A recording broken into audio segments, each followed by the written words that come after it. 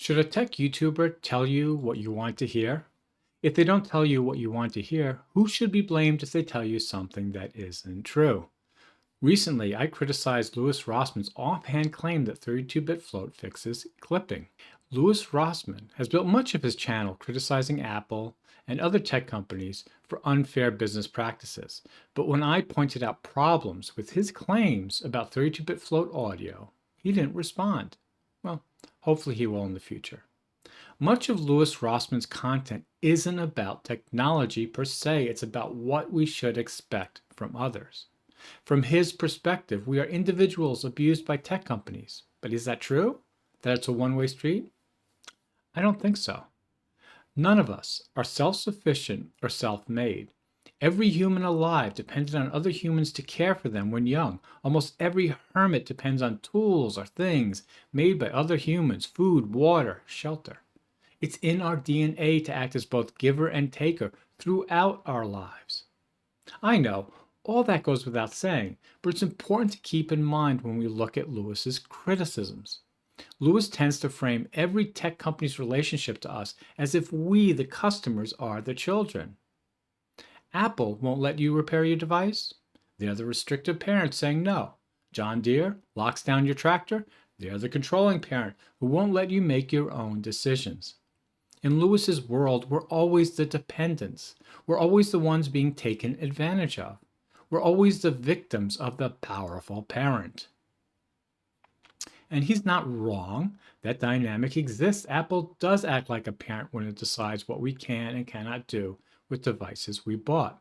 They make the rules. They say, it's for your own good. But Louis seldom flips it around. Who's the parent when we hand Apple our money? Who's the parent when we fund their existence year after year, product after product? Who's the parent when, without our dollars, Apple dies? We are. You and I. Apple can only restrict our repairs because we keep giving them the resources to do so. John Deere can only lock down tractors because farmers keep buying them. Every criticism Louis makes about how companies treat us, it's only possible because we make it possible. Louis focuses mostly on tech companies' role as a bad parent. He seldom talks about our role as a negligent parent who keeps funding the behavior we claim to hate. He doesn't argue for boycotts to stop choosing convenience over principle. I get it. People hate to be criticized. That's why there are no popular YouTube channels that criticize their audience. Louis has 2 million subscribers because he tells people companies are the problem. I have a small audience because I tell people you're part of the problem. Please don't think I'm saying Louis sucks up to his audience. He does tell them to do more. Nonetheless, what does a YouTuber owe you? Louis seems to believe validation that you're right to be angry. I see things from a different angle. I wonder if Louis won't respond to my criticism about 32-bit float for the same reason he won't criticize his audience for funding Apple. It's not the focus of his anger, and conveniently, it's not what people want to hear.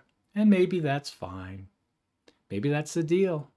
Maybe I'm the one who's wrong about what YouTubers owe their audience. But if we're just here to be told what we want to hear, then isn't this all just, shallow entertainment? Okay, you might argue, well, Max, if you didn't take it so personally and call out people like Louis who are just trying to help, maybe we'd listen to you. Would you?